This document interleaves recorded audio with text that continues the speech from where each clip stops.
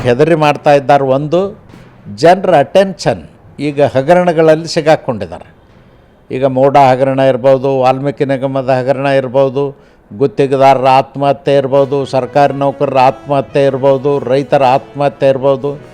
ಇದನ್ನು ಫೇಸ್ ಆಗದೇ, ಎದುರಿಸ್ಲಿಕ್ಕಾಗ್ದೇ, ಅವ್ರ ಸಮಸ್ಯೆ ಪರಿಹರಿಸ್ಲಿಕ್ಕಾಗ್ದೇ ಈ ರೀತಿ ಗಿಮಿಕ್ಗಳನ್ನು ಆಗಾಗ ಸಿದ್ದರಾಮಯ್ಯನವರು ಮಾಡ್ತಾಯಿರ್ತಾರೆ.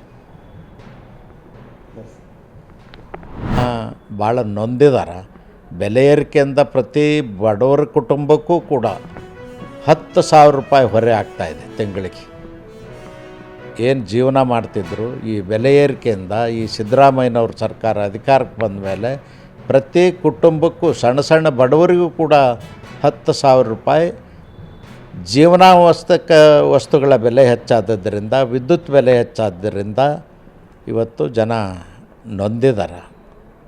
ಅದಕ್ಕಾಗಿ ಈ ಸರ್ಕಾರ ಕಿತ್ತೊಗಿಬೇಕು ಅಂತ ಜನ ಮಾತಾಡ್ತಾ ಇದ್ದಾರೆ.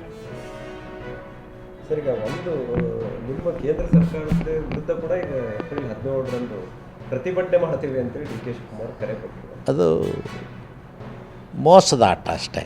ಪ್ರತಿಭಟನೆ ಮಾಡ್ತೀವಿ ಅನ್ನೋದು ಅದೊಂದು ಮೋಸದ ಆಟ.